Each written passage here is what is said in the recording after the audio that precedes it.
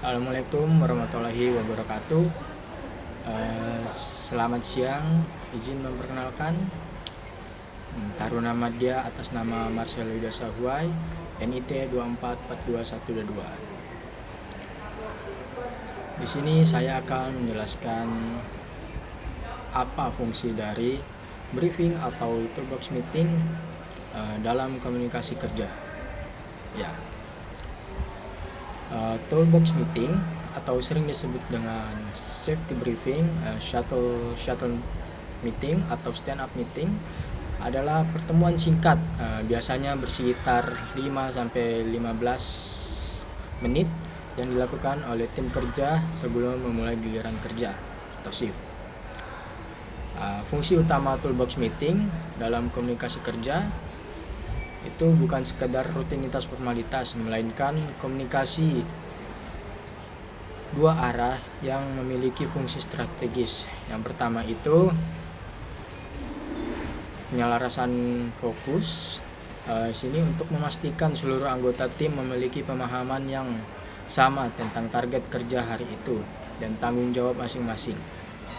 Kedua itu ada budaya keselamatan atau safety culture.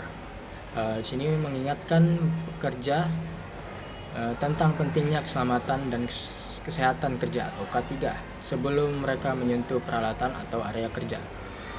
Yang ketiga ada identifikasi bahaya dini atau hazard identification. Di sini untuk mendeteksi potensi bahaya baru di area kerja berdasarkan kondisi aktual hari itu, misal cuaca buruk atau alat rusak atau perubahan area kerja. Yang keempat itu sarana umpan balik atau feedback loop, memberikan ruang bagi pekerja untuk menyampaikan kendala, ide atau laporan near miss atau hampir celaka dari hari sebelumnya. Dan yang kelima ada membangun kekompakan tim atau team bonding. Di sini untuk memperkuat koordinasi dan rasa saling menjaga antar anggota tim di lapangan.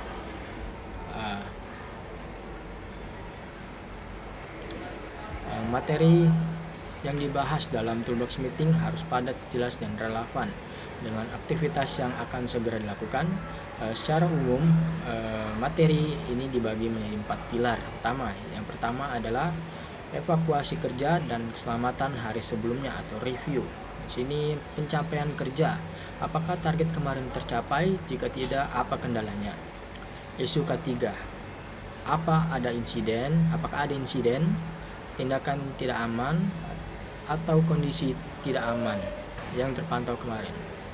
Kemudian ada pembelajaran, solusi atau perbaikan apa yang diterapkan hari ini agar masalah serupa tidak terulang kembali.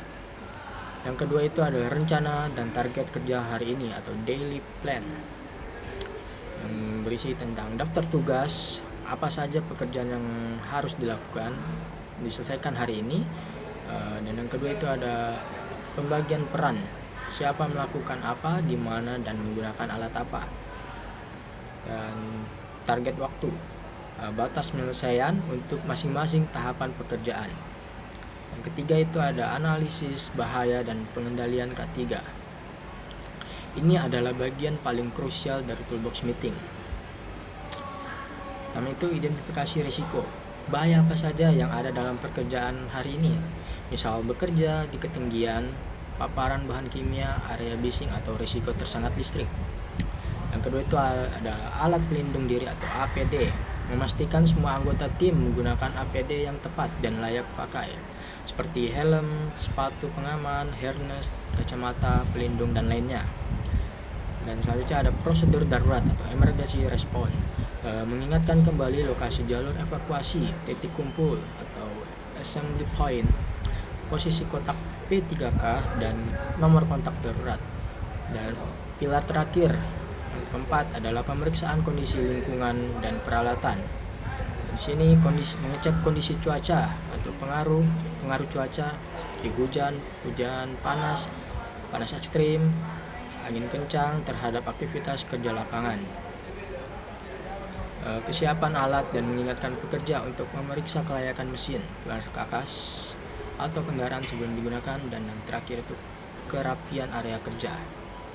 Untuk struktur toolbox meeting yang efektif, agar pertemuan singkat ini berjalan struktur dan tidak membuang waktu, gunakan alur sebagai berikut.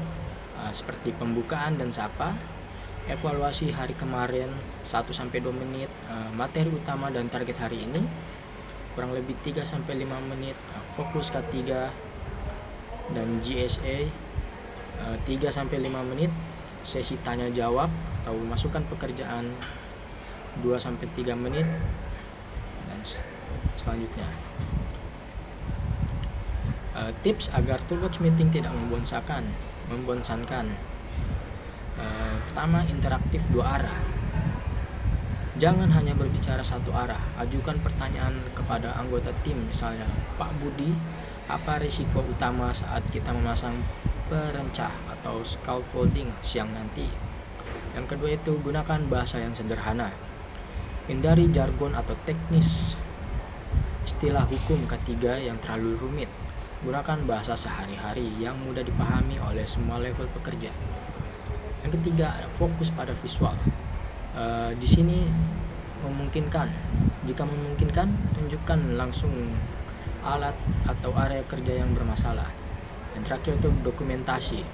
Selalu catat daftar hadir, materi yang dibahas, serta foto kegiatan sebagai bagian dari kepatuhan administrasi K3. Ya, mungkin materi itu yang dapat saya sampaikan. Kurang lebihnya mohon dimaafkan bila ada kekurangan, mohon dimaklumkan. Sekian dari saya. Assalamualaikum warahmatullahi wabarakatuh.